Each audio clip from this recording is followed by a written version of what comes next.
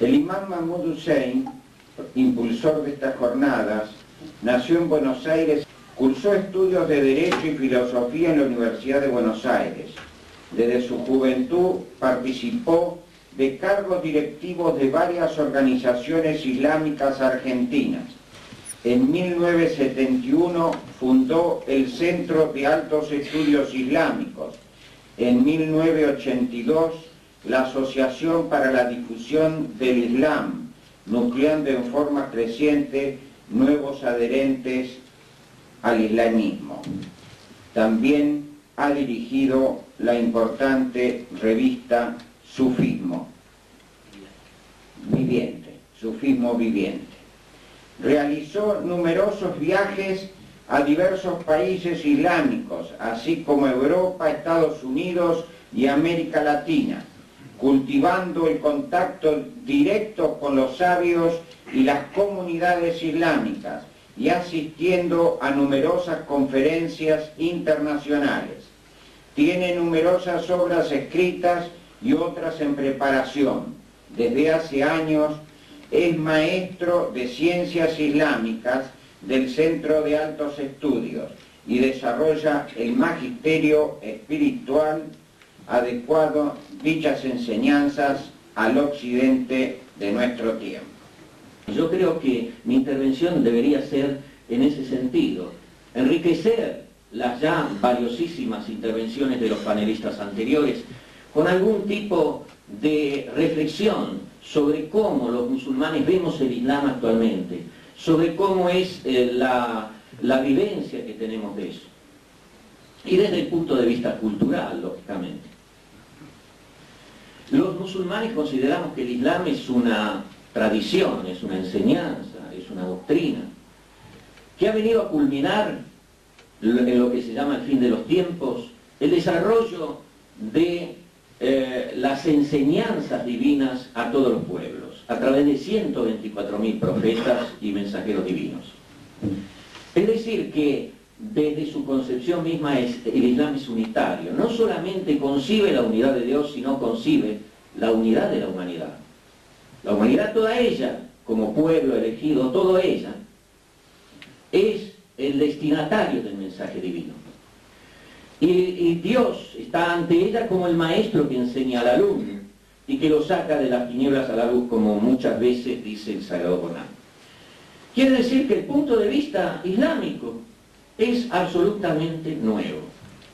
En toda la historia anterior no teníamos un mensaje semejante, que considera no solamente a Dios como único, sino a la humanidad como una sola unidad, que expresa la unidad divina y debe acatar y obedecer a su Señor, quien le dará el fundamento de su vida, no solamente espiritual, sino material, social, política.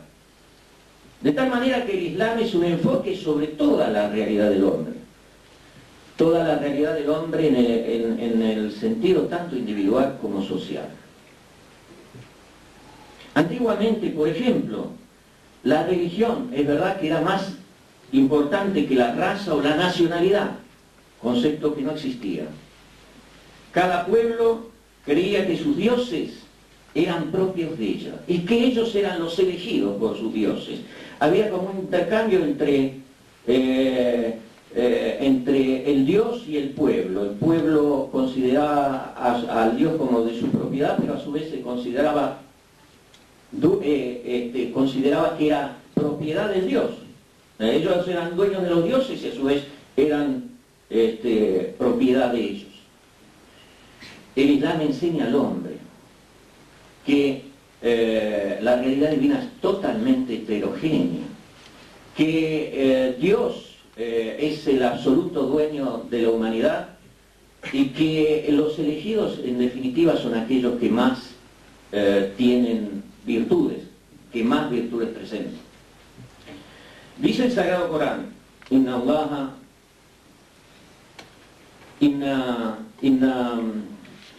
akramakum inda Allahi atqakum. El mejor de vosotros ante Dios es el más virtuoso. Por otra parte, el Islam considera que es la continuidad de un mensaje, el mensaje de Abraham. Es un mensaje totalizador, es un mensaje que concibe a Dios como único y a la humanidad como su criatura. Y hay una relación de amor y mutua y dependencia por parte de la humanidad hacia Dios. Los hombres, entonces, son concebidos como una unidad, así como Dios es único. Este universalismo lo encuentra el Islam expresado en Jesús, el Hijo de María, cuando dice: y vendrán de oriente y de occidente y se sentarán a la mesa de Abraham, de Isaac y de Jacob, etc. Está anunciando el reino de Dios. Los musulmanes consideramos que el reino de Dios sobre la tierra se concreta en el Islam, en el mensaje del Sagrado Corán como doctrina regular del reino de Dios, y en la persona del profeta Muhammad, bendición y paz, como aquel que da el ejemplo máximo del desarrollo humano, de la sabiduría, de la perfección y de las virtudes. Y por fin, algo muy importante, estos son prólogos, prolegómenos, a lo que viene a enlazarse más con el tema de los dos expositores anteriores. El Islam trae una ley que es para todos los seres humanos, sin exclusiones. Es una ley universal, no especial de un pueblo. Anteriormente las leyes, digamos así, las legislaciones eran particulares para cada pueblo. Y el derecho romano, con su gran desarrollo, después de todo, tenía la diferencia entre el hombre que pertenecía a Roma, que era ciudadano romano, y aquel que no lo era.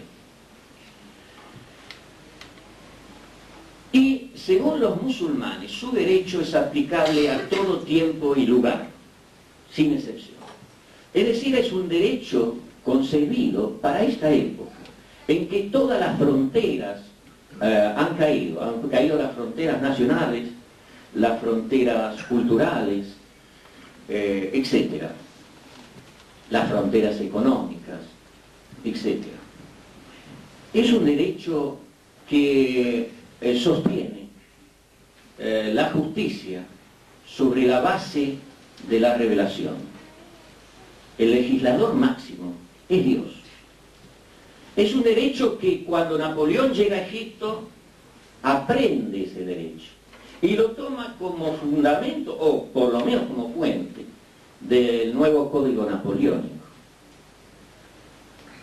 Este derecho, que muchas veces encontramos citado en la prensa como Sharia, muchas veces presentándolo como un código de una sociedad primitiva, atrasada, bárbara, en realidad para los musulmanes es el fundamento de su vida social. También es aplicable a la vida personal de cada cual. No diferencia entre este mundo y el otro, porque es un derecho que se proyecta y trasciende al más allá. Y tanto engloba la vida civil como la vida espiritual o religiosa. El Sagrado Corán manifiesta, en cuanto a la política, que hay dos fundamentos especiales de la política. Uno es que el gobernante respete la propiedad privada. Y eso está dicho en el Sagrado Corán, en el capítulo 4, versículo 58, cuando dice devolver los depósitos a sus dueños. La interpretación teológica dice que esos depósitos es la propiedad privada en general, y que el gobernante está obligado a respetar la propiedad privada porque pertenece al fuero íntimo de la persona. Es la prueba que Dios le da, otorgarle una propiedad en este mundo. Es parte de la prueba y por lo tanto un vínculo directo con Dios.